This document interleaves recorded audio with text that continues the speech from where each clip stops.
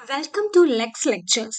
നമ്മൾ പ്രീവിയസ് വീഡിയോസിൻ്റെ അകത്ത് executive magistrate and the powers നോക്കി and procedure followed by the executive magistrate in demanding security for keeping peace or good behaviour നോക്കി.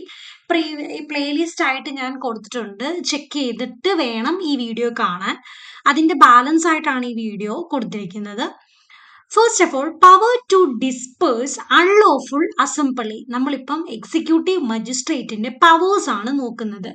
Power to disperse unlawful assembly, section 148 and section 149.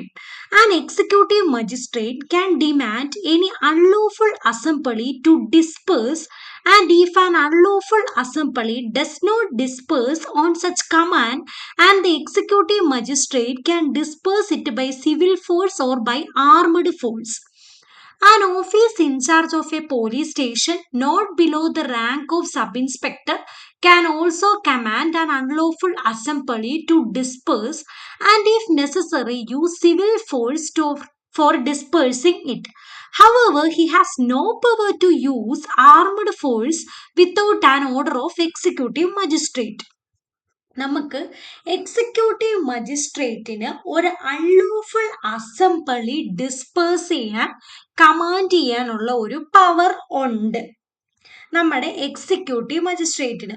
ഇപ്പൊ ഇങ്ങനെ command ചെയ്തിട്ടും ഈ unlawful assembly disperse ചെയ്തില്ലെങ്കിൽ executive മജിസ്ട്രേറ്റിന് ആ unlawful assembly ഒരു civil ഫോഴ്സോ അല്ലെങ്കിൽ ഒരു ആർമഡ് ഫോഴ്സോ യൂസ് ചെയ്ത് ഡിസ്പേഴ്സ് ചെയ്യാൻ വേണ്ടി സാധിക്കും. അതുപോലെ ഒരു പോലീസ് സ്റ്റേഷന്റെ ഇൻചാർജ് ഓഫീസറിന് not below the rank of sub ഇൻസ്പെക്ടറിന് ഒരു അൺലോഫുൾ അസംബ്ലി ഡിസ്പേഴ്സ് ചെയ്യാൻ കമാൻഡ് ചെയ്യാൻ വേണ്ടി പറ്റും.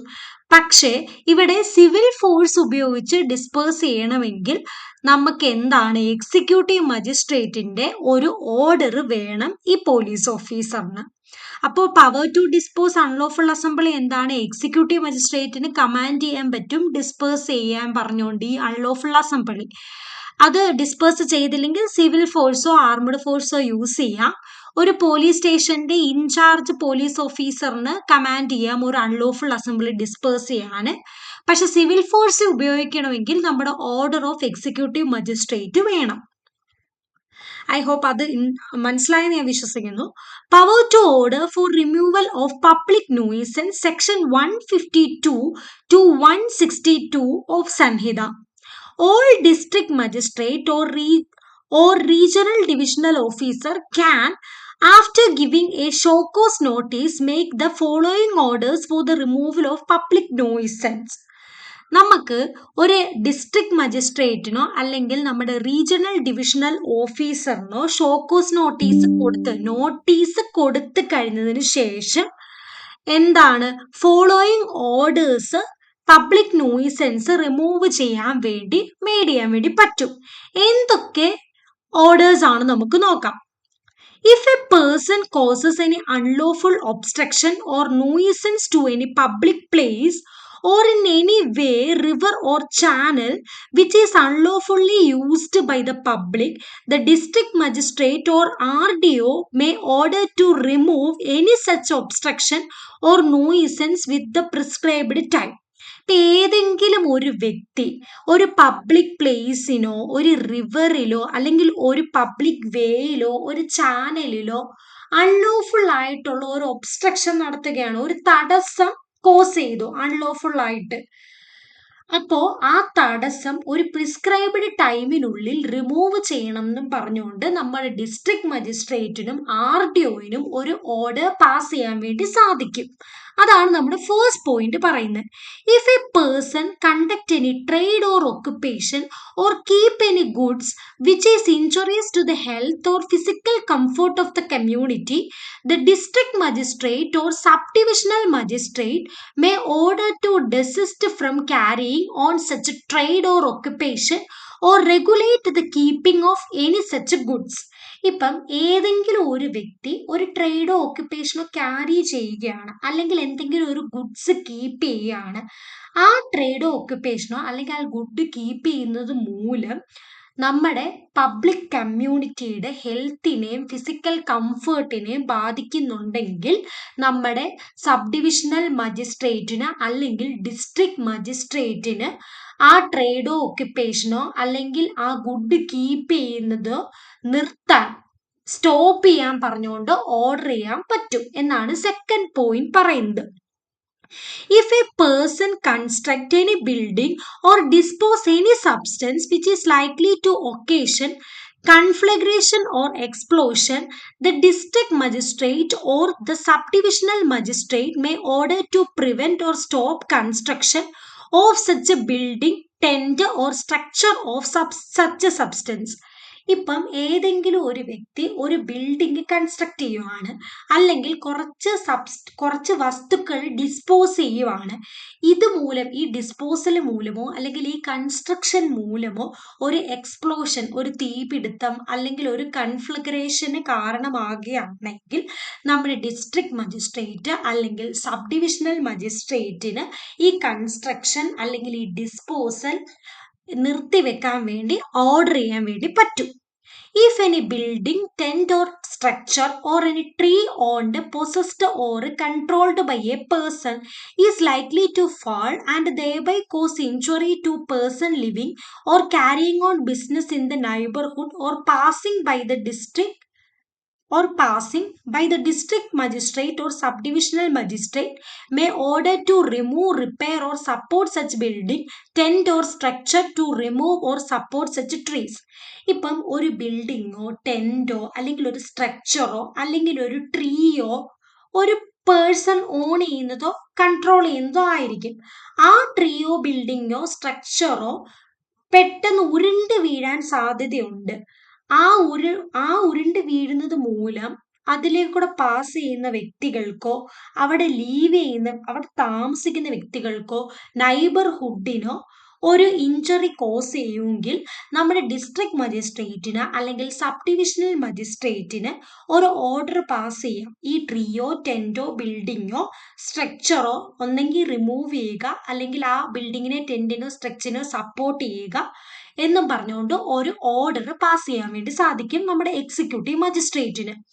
If any tank, well or excavation adjacent to any way or public place is dangerous to the public, the district magistrate or subdivisional magistrate may order to fence such a tank, well or excavation.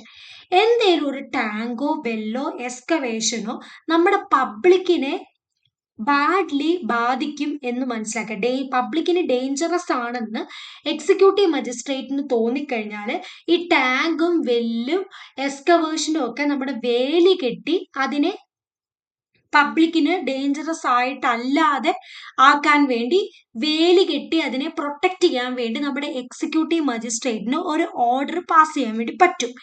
If any animal is dangerous, the district magistrate or subdivisional magistrate may order to destroy, confine or dispose in the manner provided in the said order. ഇപ്പോൾ ഒരു animal dangerous ആണ്, നമ്മുടെ പബ്ലിക്കിന് dangerous ആണെങ്കിൽ district magistrate അല്ലെങ്കിൽ sub divisional മജിസ്ട്രേറ്റിന് ഒരു order pass ചെയ്തിട്ട് ഒന്നെങ്കിൽ അതിനെ പൂട്ടിയിടുക അല്ലെങ്കിൽ അതിനെ ഡിസ്പോസ് ചെയ്യുക, ഓർഡറിൻ്റെ അകത്ത് പറഞ്ഞ രീതിയിലും കൺഫൈൻ ചെയ്യുക, ഡിസ്പോസ് ചെയ്യുക എന്നും പറഞ്ഞുകൊണ്ട് നമ്മുടെ എക്സിക്യൂട്ടീവ് മജിസ്ട്രേറ്റിന് ഒരു ഓർഡർ പാസ് ചെയ്യാൻ വേണ്ടി സാധിക്കും. അപ്പോൾ power to order for removal of public nuisance, executive മജിസ്ട്രേറ്റിന് എപ്പോഴൊക്കെയാണ് ഓർഡർ പാസ് ചെയ്യാൻ വേണ്ടി പറ്റുന്നത് for removal of public nuisance, section 152 to 162. ഫസ്റ്റത്തെ എന്ന് പറഞ്ഞാൽ നമ്മൾ എന്തെങ്കിലും റിവറോ ചാനലോ പ്ലേസോ അൺലോഫുൾ ഒബ്സ്ട്രക്ഷൻ വന്നാൽ ആ അൺലോഫുൾ ഒബ്സ്ട്രക്ഷൻ മാറ്റാൻ വേണ്ടി എക്സിക്യൂട്ടീവ് മജിസ്ട്രേറ്റിന് ഒരു ഓർഡർ പാസ് ചെയ്യാൻ പറ്റും. സെക്കൻഡ് പോയിന്റ് പറയുന്നത് എനി ട്രേഡോ ഒക്യുപ്പേഷനോ എന്തെങ്കിലും വസ്തുക്കൾ നമ്മൾ കീപ്പ് ചെയ്യുന്നത് മൂലം കമ്മ്യൂണിറ്റിക്ക് ഒരു ഫിസിക്കലോ അല്ലെങ്കിൽ ഹെൽത്തോ, കമ്മ്യൂണിറ്റിയുടെ ഹെൽത്തിനെ ഫിസിക്കലിനോ ഒരു ഡിസ്കംഫോർട്ട് ഉണ്ടാക്കി കഴിഞ്ഞാൽ അത് ആ ഒക്യുപ്പേഷനോ ട്രേഡോ സ്റ്റോപ്പ് ചെയ്യാൻ വേണ്ടി എക്സിക്യൂട്ടീവ് മജിസ്ട്രേറ്റിന് ഓർഡർ ചെയ്യാൻ വേണ്ടി പറ്റും. എന്തെങ്കിലും ഒരു ബിൽഡിങ്ങോ അല്ലെങ്കിൽ എന്തെങ്കിലും ഒരു സബ്സ്റ്റൻസ് ഡിസ്പോസ് ചെയ്യുന്ന മൂലമോ ഈ കൺസ്ട്രക്ഷനോ ഡിസ്പോസലോ മൂലം ഒരു എക്സ്പ്ലോഷൻ അല്ലെങ്കിൽ കൺഫ്ലഗ്രേഷൻ സംഭവിക്കുകയാണെങ്കിൽ അത് സ്റ്റോപ്പ് ചെയ്യാൻ വേണ്ടി നമ്മുടെ ഡിസ്ട്രിക്ട് മജിസ്ട്രേറ്റ് അല്ലെങ്കിൽ സബ് ഡിവിഷണൽ മജിസ്ട്രേറ്റിന് ഓർഡർ പാസ് ചെയ്യാൻ വേണ്ടി പറ്റും. ഒരു ബിൽഡിങ്ങോ ടെന്റോ സ്ട്രക്ചറോ അല്ലെങ്കിൽ ട്രീയോ നമ്മുടെ പബ്ലിക് അവിടെ തൊട്ടടുത്ത് താമസിക്കുന്ന പബ്ലിക്കിനെയോ നൈബർഹുഡിനെയോ അല്ലെങ്കിൽ അതിലേക്കൂടെ പോകുന്ന വ്യക്തികൾക്കും ഡേഞ്ചറസ് ആണെങ്കിൽ അതിനെ സപ്പോർട്ട് ചെയ്യാൻ അല്ലെങ്കിൽ അതിനെ റിമൂവ് ചെയ്യാൻ വേണ്ടി ഒരു ഓർഡർ നമ്മുടെ ഡിസ്ട്രിക്ട് മജിസ്ട്രേറ്റ് അല്ലെങ്കിൽ സബ് ഡിവിഷണൽ മജിസ്ട്രേറ്റിന് പാസ് ചെയ്യാൻ വേണ്ടി പറ്റും.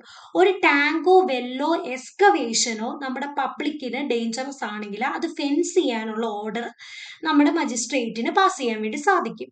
ഒരു ആനിമൽ ഡേഞ്ചറസ് ആണെങ്കിൽ ഓർഡറിൽ പറഞ്ഞ രീതിക്ക് അദ്ദേഹത്തിനെ കൺഫൈൻ ചെയ്യാനും ഡിസ്പോസ് ചെയ്യാനും നമ്മുടെ ഡിസ്ട്രിക്ട് മജിസ്ട്രേറ്റിനും സബ് ഡിവിഷണൽ മജിസ്ട്രേറ്റിനും ഒരു ഓർഡർ പാസ് ചെയ്യാൻ വേണ്ടി സാധിക്കും. ഇനി അടുത്തത് പ്രൊസീജിയേഴ്സ് ആണ്. Under section 152 of the Sanhita, the magistrate can pass only a conditional order. The order can be made absolute only after giving an opportunity of being heard. ഈ നമ്മുടെ executive മജിസ്ട്രേറ്റിന് രണ്ട് power ആണ്. Power to disperse unlawful assembly, power to order for removal of public nuisance. ഈ രണ്ട് പവറാണ് നമ്മുടെ executive മജിസ്ട്രേറ്റിന്റെ രണ്ട് powers ആണ്. പക്ഷെ ഈ പവേഴ്സിന്റെ പ്രൊസീജിയേഴ്സ് ആണ് നമ്മൾ ഇപ്പൊ നോക്കുന്നത്. അപ്പൊ ഈ പവർ എക്സസൈസ് ചെയ്യുമ്പോൾ നമ്മുടെ മജിസ്ട്രേറ്റിന് ഒരു കണ്ടീഷണൽ ഓർഡർ മാത്രമേ ഇനിഷ്യൽ സ്റ്റേജിൽ പാസ് ചെയ്യാൻ പറ്റത്തുള്ളൂ. അത് കണ്ടീഷണൽ ഓർഡർ പാസ് ചെയ്ത് കഴിഞ്ഞിട്ട് നമ്മൾ ഏത് വ്യക്തിക്ക് ആണോ ഈ ഓർഡർ എക്സിക്യൂട്ടീവ് മജിസ്ട്രേറ്റ് പാസ് ചെയ്യുന്നത്